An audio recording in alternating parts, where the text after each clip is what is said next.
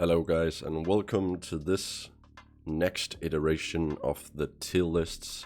So this is gonna be the last tier list of this season from the melee DPS point of view. So please, huge major disclaimer, everyone on this list can easily complete your weekly 20s, 25s, 15s, 10s. Don't be that guy that only invites what's on the S tier. So, the highest on this list has cleared a 30-31, and the lowest on this tier has still completed 27s, 28s. So, please keep that in mind. So, we're gonna just start off here by taking the Frost Death Knight. As they are right now, they are a C tier. They're still competitive and they're still fun to play. So, Unholy, I'm gonna be putting them in B tier, just a tad above their tier set, and the legendary really helps them out. Of course, Frost also can use the legendary, but it just seems to have more potential for the Unholy. Demon Hunter, that's an S tier. They're doing insane amount of damage right now, and their utility and just pure playstyle for 5-man content is really good. Feral Druid. Feral Druid is a D tier. They're the ones doing the lowest, but still, please remember, the lowest is still 27s, 28s.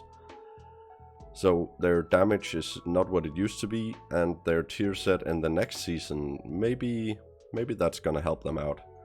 Survival Hunter.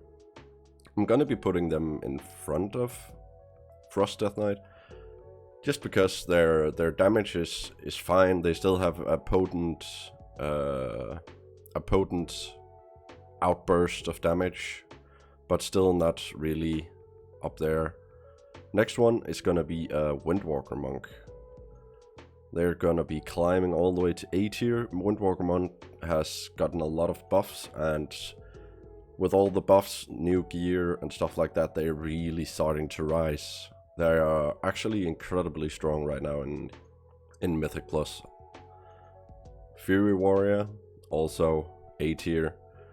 Once again, after they got the legendary and all of the gear that they needed, they're also really strong and can do some serious damage.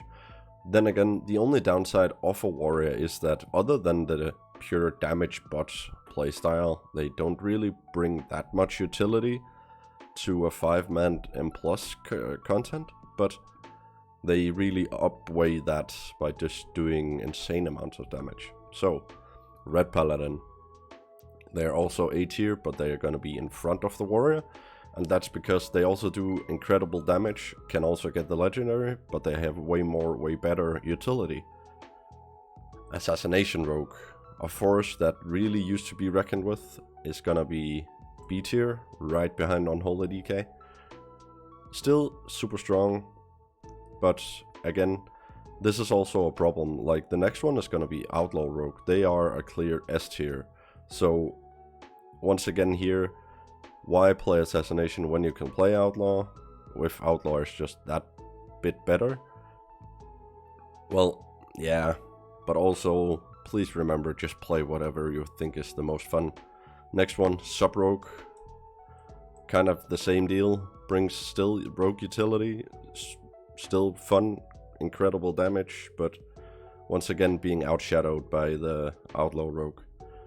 Arms Warrior, kind of the same deal here, because they're gonna go in D tier. Their damage isn't really what can be compared in a 5-man dungeon environment compared to Fury, so that's why they're down there. Enhancement Shaman, still incredibly strong. They're gonna be the leader of the B tier. And that's actually all of the melee damage.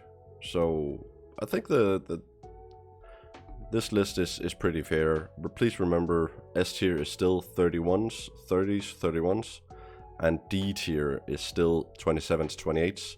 So I could easily have just scrapped B, C, and D tier and just put everyone in S and A. But there's still some, like, the damage output of most of the melee characters is pretty balanced so far. The real outliers are still gonna be because of the gear and the legendary and stuff like that, but the main reason you can stretch out a tier list is mostly because of their utility and their usage in the keys. So this is just a fast little last iteration of the tier list for Season 3 for melee DPS. So next one I'm gonna be doing is gonna be the range DPS. So I'll see you guys for the next one.